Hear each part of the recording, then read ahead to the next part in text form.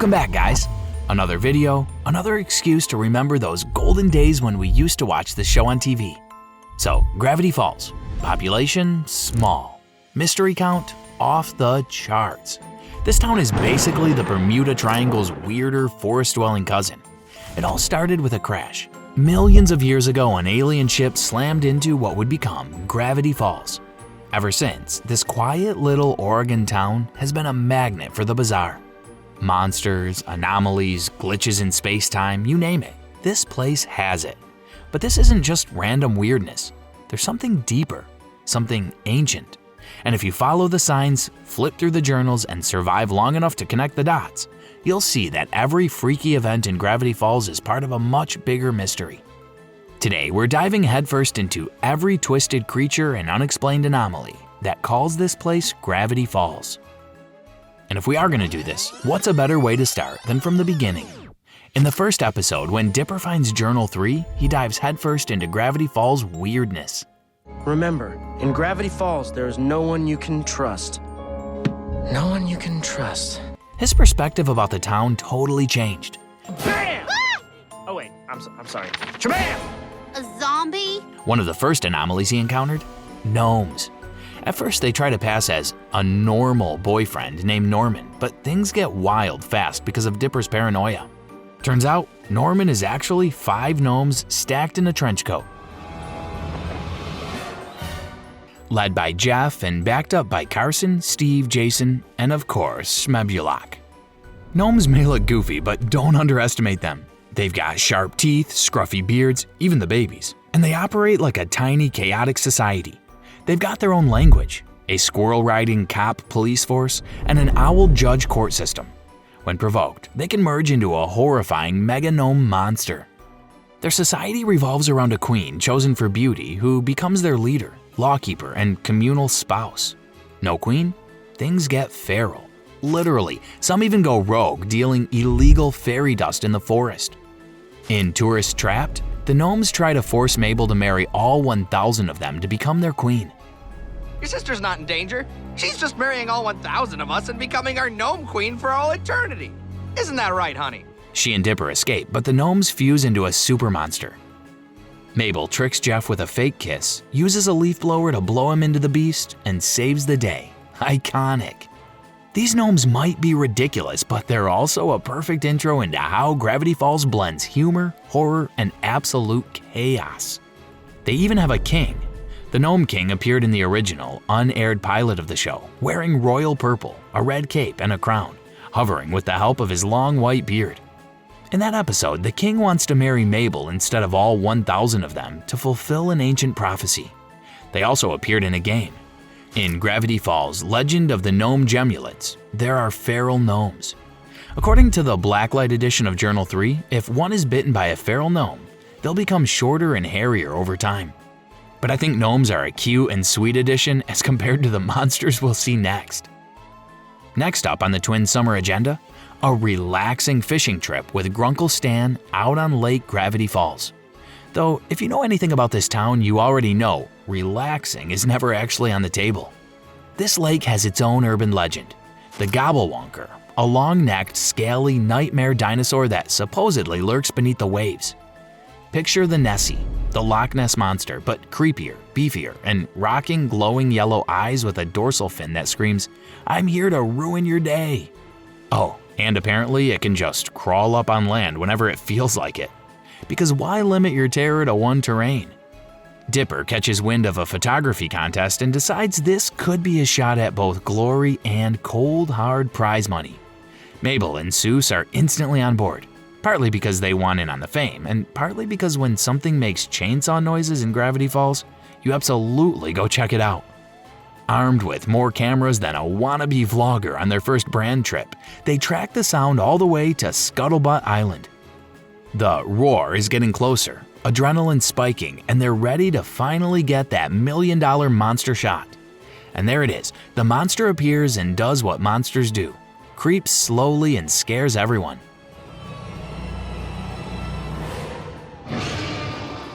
Of course, this is Gravity Falls, so the robot immediately malfunctions, goes rogue, and chases the crew through the lake before collapsing in a glorious heap of busted gears and sad mechanical whirs.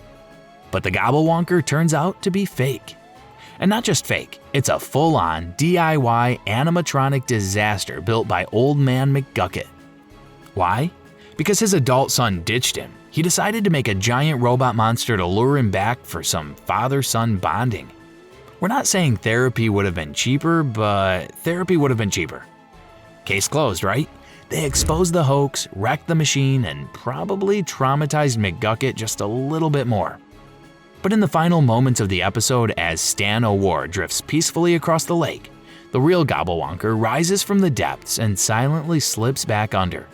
Because in Gravity Falls, even the knockoff cryptids have an original model, and it's always, always worse than you imagined. Moving on to the next unusual monster. So here's the setup. Dipper and Mabel's score was seems like the ultimate invite. An evening with Wendy and her effortlessly cool crew of teenage friends. Naturally, the squad decides the perfect hangout spot. A creepy, abandoned convenience store in the middle of nowhere. It's giving bad idea energy right from the jump. But hey, peer pressure is a powerful thing. The night starts with harmless teen chaos. Pranks, dares, and just enough light vandalism to technically qualify as a misdemeanor. But when one of Wendy's friends falls victim to an ice down the pants attack, Dipper volunteers to grab more ice from the store's old walk-in cooler. And that's when it happens. He opens the cooler door, and instead of stale soda and questionable frozen burritos, he's greeted by it, the cooler monster. Imagine a nightmare biology diagram come to life.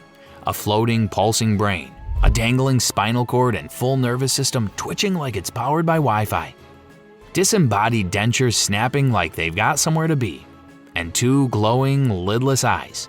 No body, no skin, just the essentials. Dipper freezes because what else do you do when your ice run turns into a cosmic horror meet and greet? But here's the thing, we never actually find out what the cooler monster's deal is. Was it part of Ma and Pa's elaborate scare the teens prank? Or was it just some independent horror entity that happened to be crashing the party? And here's a wild fan theory. That cooler door might not have been a door at all. It could have been a thin veil into another dimension. One where disembodied nerve clusters just float around like jellyfish. Because honestly, how else do you explain a creature that's somehow both medically accurate and nightmare fuel? Of course, being Gravity Falls, the scene ends without answers. The cooler monster doesn't get a backstory, a weakness, or even a name drop. It's just there, waiting in that dark, frosty space, probably still lurking to this day. Which somehow makes it worse, because monsters you understand are scary, but monsters you don't, those live rent-free in your brain forever. Alright, so let's circle back. Who exactly are Ma and Pa? On the surface, they just look like your typical creepy backwoods couple who run the old convenience store. But in reality, they're ghosts. And not just your dime-a-dozen haunted house spooks either. They're part of an entire spectrum of paranormal classifications that Stanford Pines mapped out in his journals. When Stanford Pines decided to crash at Dan Corduroy's super haunted cabin, he got introduced to ghosts. And here's the thing. In Gravity Falls, a ghost isn't just some floating sheet going, ooh. Nah, their very existence means they've got unfinished business anchoring them to our world. Trying to figure out what the cabin's ghost wanted, Ford went full paranormal scientist and whipped out a seance. Classic Ford move, right? But instead of contacting just one spirit, he cracked open the afterlife floodgates, and a whole squad of ghosts poured in. He identified no less than 10 distinct varieties of phantoms, all with different levels of deadliness. Later, Dipper actually speculates that there's an 11th. These are categorized from harmlessly annoying to pray for mercy deadly. And Ma and Pa? Yeah, they land somewhere around Category 2. So let's start with Category 1, the friendly floaters named Eh. Think ghosts who just want a vibe. They're lonely, harmless, and maybe a little clingy. Powers? Basic stuff. Levitating objects, flickering lights, maybe whispering your name in a creepy hallway. But at their core, they just want attention. Ignore them long enough and they'll probably drift off to find someone more fun. Imagine a dude who died in 1923 but still insists on asking you to join his poker game. That's Category 1 energy. Category 2, the pranksters. This is where Ma and Pa fit. Category 2 ghosts live for chaos. They're the type to rearrange your furniture, steal your keys, or make the walls bleed ketchup just to watch you scream. They especially love messing with Category 1 ghosts, bullying the nice guys of the afterlife just because they can. Ma and Pa straight up run this playbook. Remember the cooler monster scare? Yeah, that whole setup had their fingerprints all over it. But here's the twist. Pranksters don't usually stick around one spot forever. So why are Ma and Pa so rooted to their convenience store? Either unfinished business or they're way stronger than the average Category 2. Ma and Pa Duskerton owned the store and were troubled by teens. They banned them from the store until after hearing disrespectful music played by a group of teenagers that they had banned from entering the store. They were struck down by double heart attacks. They tell Dipper that they haunt this store because they hate teenagers. Category 3, the gluttons. These guys are your nightmare roommates. Gluttons are large, smelly, and intangible ghosts who, as their name suggests, like to eat. They raid your fridge, scarf down your snacks, and then, since food just phases through them, it splatters everywhere. Sticky floors, empty cupboards, total chaos. Also, they reek, like death plus gym socks. Ford even compared them to the gooer from the Phantom Bustifier movies, aka Slimer from Ghostbusters. Category 4, haunted images. Have you ever seen a painting where the eyes follow you? That's not paranoia. It's this category. These ghosts literally live inside images. Step too close to the wrong portrait and boom, you've got a phantom crawling out like something from The Ring. Weakness? Silver mirrors. Trap one inside and you've got yourself a DIY ghost jar. Category 5, the soul suckers. Now we're in dangerous territory. These ghosts latch on like spiritual mosquitoes, draining your soul instead of your blood. Slowly. You won't even notice at first, just feeling tired, sad, maybe zoning out more often. By the time you realize, it's almost too late. If caught early, you can keep it from doing any damage. Upside? They're squishable. Like legit bug rules apply. Category 6, phantoms of pain. The ghosts dress in black leather and often have painful looking jewelry. The main goal of these ghosts is to inflict pain on human prey. The only way they can hurt you is if you summon them. They'll often try to trick you into thinking you summon them. Category 7, the eternal key. Once in a generation, someone dies and gets stuck as a key. Not metaphorically, literally a ghost that unlocks something. Nobody knows what lock they're meant for, and half the time the poor soul doesn't either. Ford speculated they're linked to Category 8, which makes sense. Category 8, the petrifying rock. Okay, so here's where it gets weird. Imagine a cursed boulder with a built-in keyhole. That's this ghost. It just chills until the eternal key stumbles along. If they connect, they unleash something Ford called the unperceivable. He never described it, which is somehow scarier than if he had. Bill Cipher would love to get his hands on this matchup. Category 9, dream hipsters.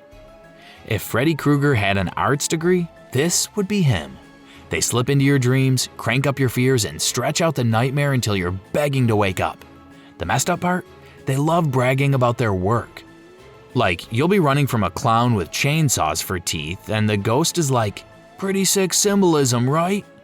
Their vanity is also their weakness. They get so caught up in showing off that they'll wake you by accident. Category 10, maximum danger. The bosses of the ghost world. Category 10s are pure nightmare fuel. Blood-filled fireplaces, taxidermy deer heads screaming, sudden temperature drops. Ford mentions monsters like the Slim Creeper and Grave Filler here, alongside, you guessed it, the Grim Reaper. Ford's advice? Pray for mercy. That's it. No clever tricks, no leaf blower, just pray. Category 11, demonic specters. If Category 10 ghosts are nightmare fuel, Category 11 is the DLC expansion pack you didn't ask for. These aren't just spirits with unfinished business. They're powered almost entirely by rage, vengeance, and spite. No subtle pranks, no fridge raids, no friendly Casper energy. Just pure, I was wronged and I'm not leaving until somebody pays for it. The best example? The Northwest Mansion Ghost. This guy wasn't just mad, he was furious on a generational level. Centuries ago, the Northwest family, yep, Pacifica's snobby rich ancestors, straight up lied to the townsfolk. They promised the working class a seat at their big fancy mansion party. But when the night came, they locked the doors, left everyone outside in the freezing cold, and dozens of innocent townspeople froze to death. Brutal, right? Well, the ghost of one of those victims came back, and he didn't forget. During the Northwest family's annual party, this specter made his grand entrance. Signs of his category were everywhere. A sudden, violent temperature drop that left everyone shivering. Decorations coming to life, like taxidermy animals twisting their heads around, screaming, and even attacking. Blood flooding the mansion's walls and fireplaces, which is basically a Category 10 trait cranked up to 11. And let's not forget the ghost himself, a skeletal, axe-headed figure with glowing eyes, a raging beard of fire, and enough power to warp the entire mansion into his personal haunted house. Even with silver mirrors, the classic ghost trap like Category 4 ghost, he couldn't be contained for long. That's another Category 11 red flag. They don't stay banished, they just come back stronger and angrier. So how was he finally stopped? Not by magic, not by brute force, but by the one thing he demanded: justice. When Pacifica finally stood up to her parents and publicly apologized on behalf of her family, breaking the cycle of arrogance and lies, the ghost accepted it. His rage cooled, his unfinished business was resolved, and he was finally able to pass on. The manotaurs are one of the strangest societies in Gravity Falls. And while they don't get a page in the third journal, their presence in the episode Dipper vs. Manliness gives us plenty to work with. Living deep in mountain caves, these half-man, half-bull creatures are obsessed with one thing: being manly. Everything about them is exaggerated to the point of parody, from their booming voices and bulging muscles to their bizarre claims of having 3 Y chromosomes, 6 Adam's apples, pecs stacked on their abs, and, disturbingly, fists for nipples. Despite their aggressive posturing, the manotaurs do show flashes of vulnerability. When Dipper stumbles into their territory, unsure of himself and his strength, Chutspar, the first manotaur he meets, actually listens to him and agrees to help. But their version of help isn't exactly therapy. Instead, Chutspar brings Dipper to their underground lair and introduces him to the manotaur initiation ritual, a brutal series of 50 challenges designed to prove his worth.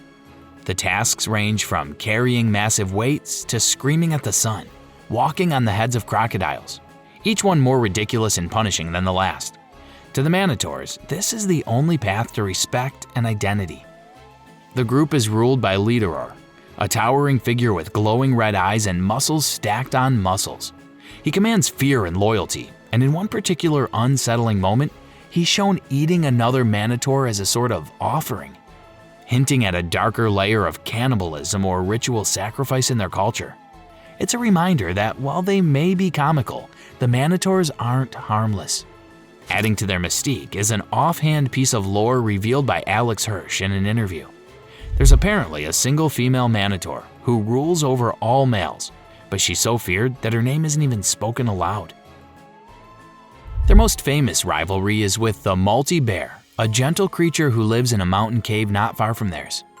Unlike the manotaurs, the multi-bear is soft-spoken, reflective, and surprisingly cultured for a giant 12-limbed, 8-headed beast.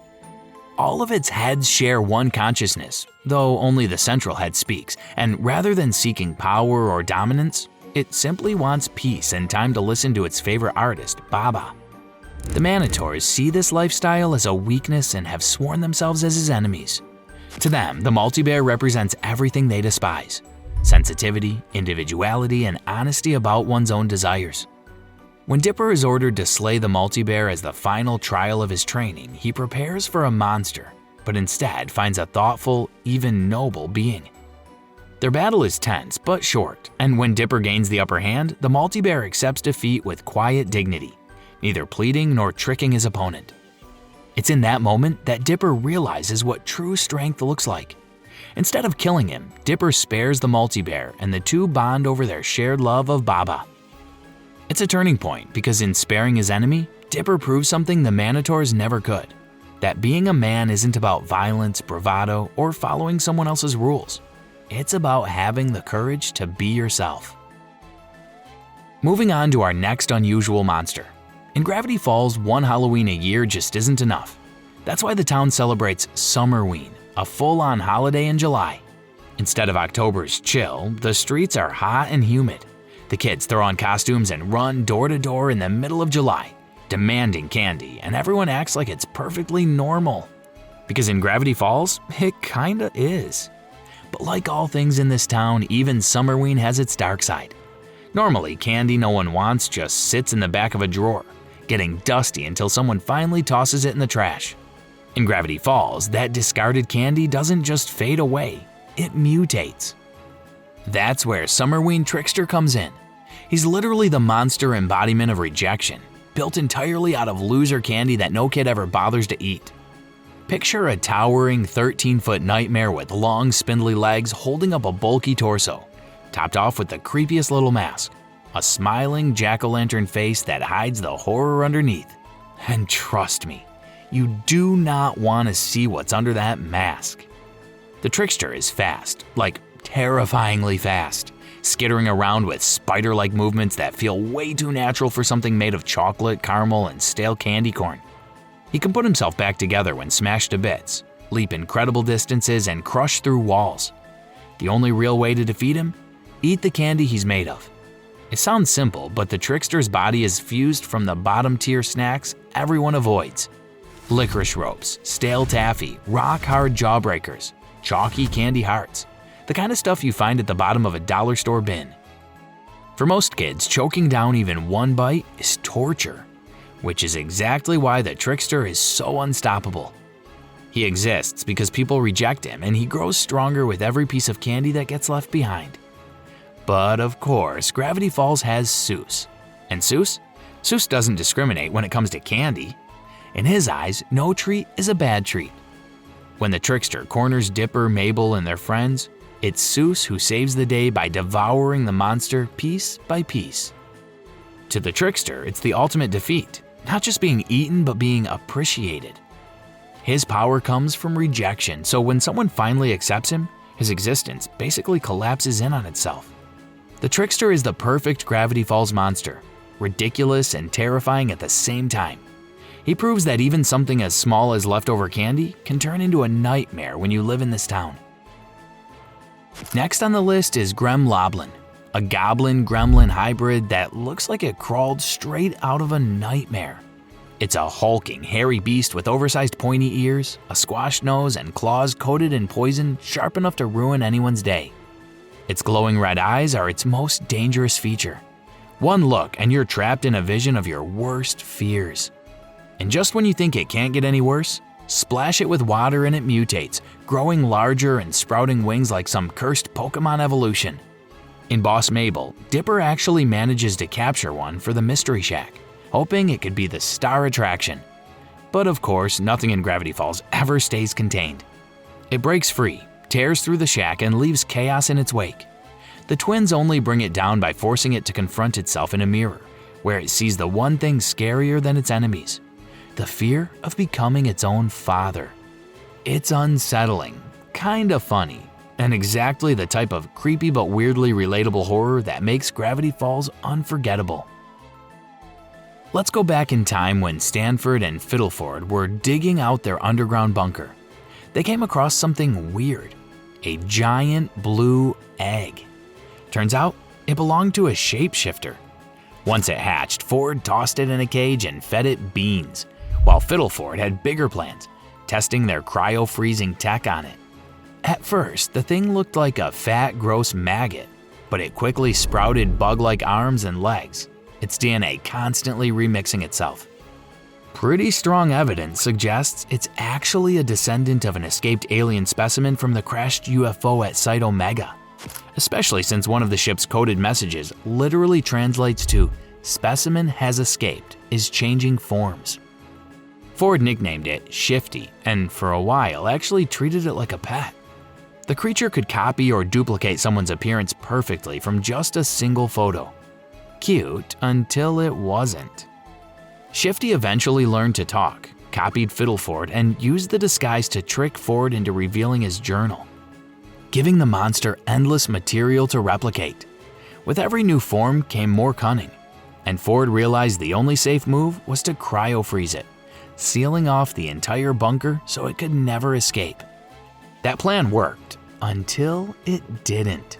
Years later, in Into the Bunker, Dipper, Wendy, and the gang run right into it. The shifter, older and sharper, tries to manipulate them into handing over the journal. But this time, Dipper and Wendy team up, land an axe hit, and shove it back into its stasis tube. Locked down for now, but if history proves anything in Gravity Falls, that thing isn't gone for good. All the chaos and weirdness aren't noticed by the Pines family only. Others also notice. Like when Grunkle Stan tries to restart the portal to bring his brother back, that's when government agents roll into town in the episode Scarioki. Dipper is quick to flex his paranormal expert status. To prove the journals are legit, he does the boldest thing possible. Summons an actual horde of zombies. Corpus Levitus, Diablo Dominus, Mondo Vicia!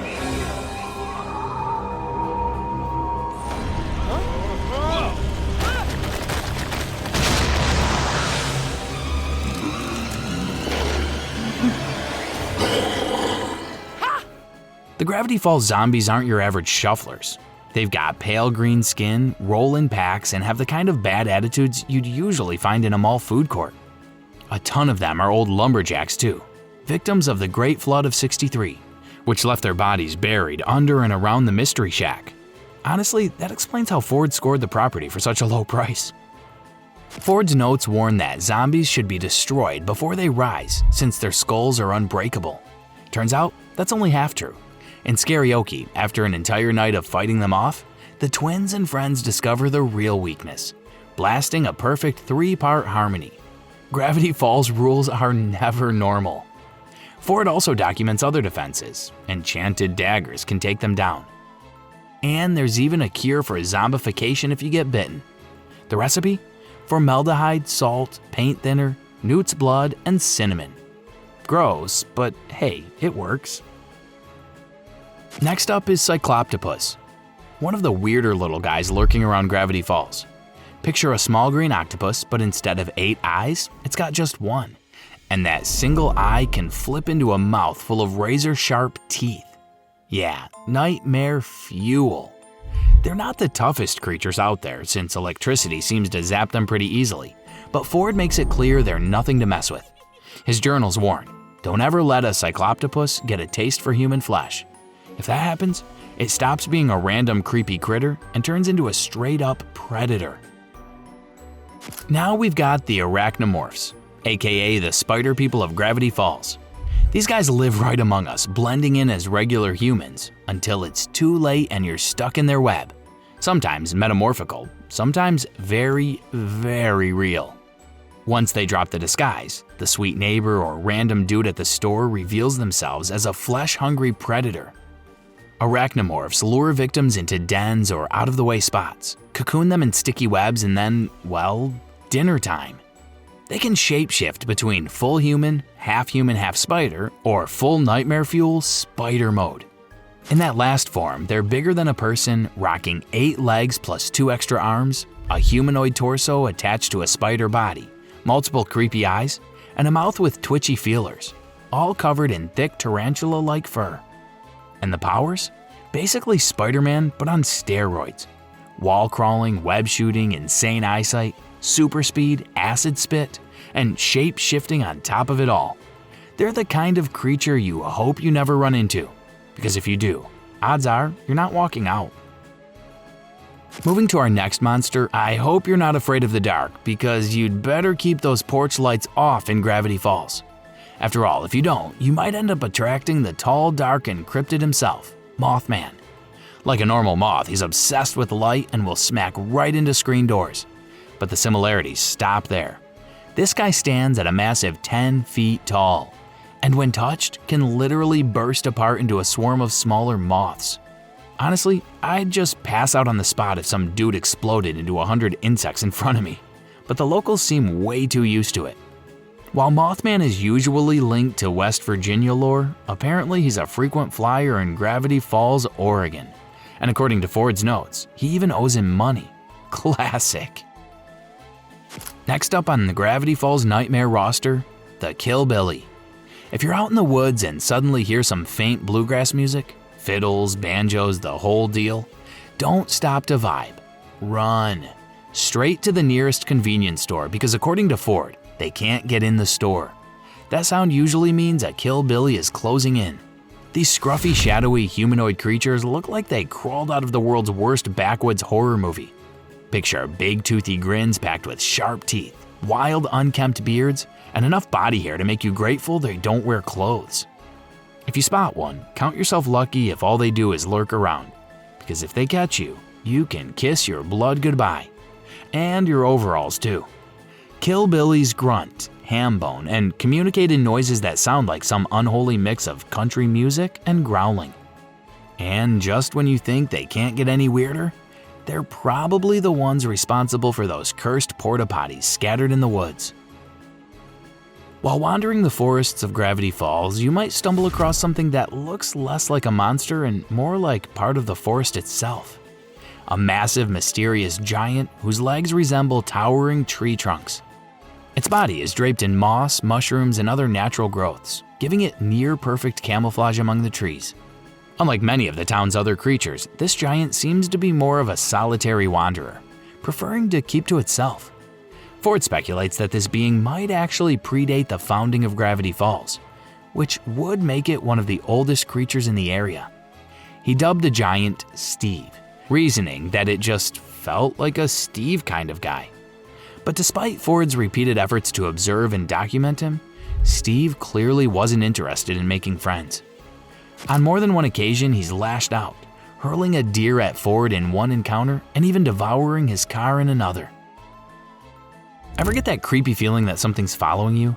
Maybe you catch movement in your peripheral vision, but when you turn, nothing. Maybe you chalk it up to wind or your brain playing tricks. But what if it wasn't? What if you just brush past a hide-behind?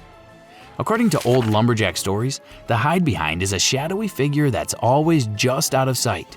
Lumberjacks warned each other to stash their wood, snuff out their lanterns, and keep an axe handy in case it decided to stalk them.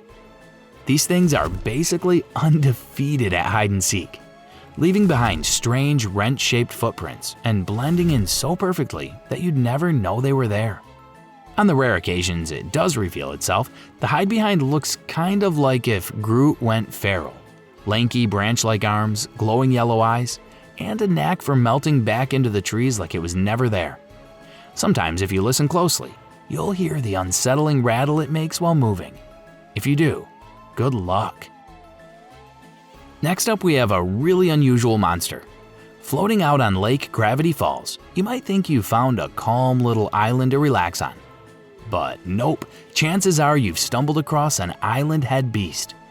The easiest way to tell is by checking for bubbles along the edges, which are actually the creature breathing.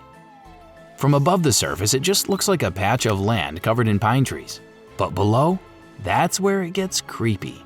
Its body is made of dirt and roots with massive glowing eyes and a huge mouth packed with sharp teeth. And those teeth don't stay put for long. The beast constantly sheds them, only for new ones to grow right back. When Ford studied one, he realized it wasn't just a single creature, but part of a whole family living beneath the water. The one on top was basically the head of the household, and according to Ford, even without speaking the same language, it was painfully obvious that their marriage was not going well. Our next monster is a winged creature. Eyebats are one of the creepier little oddities Ford managed to document. They're basically glowing eyeballs with wings, yellow irises, bat-like in-flight, and usually hanging out in caves, barns, or any other dark corners you'd expect to find regular bats. The smaller ones are more of a nuisance, but the larger ones are way more dangerous. They can actually turn living creatures into stone with a stare. They don't travel alone either, usually swarming in groups that make them even harder to deal with. Ford mentions that if you're bold enough to try catching one, all it really takes is a butterfly net. though personally, that feels like a do-at-your-own-risk kind of hobby. Moving on to some of the real demonic monsters. Bill's henchmaniacs are some of the weirdest, creepiest, and most unhinged demons in Gravity Falls. And each one feels like they crawled out of a nightmare Bill stitched together for fun. He calls them outcasts, beings with nowhere else to go, who found a home in his chaos.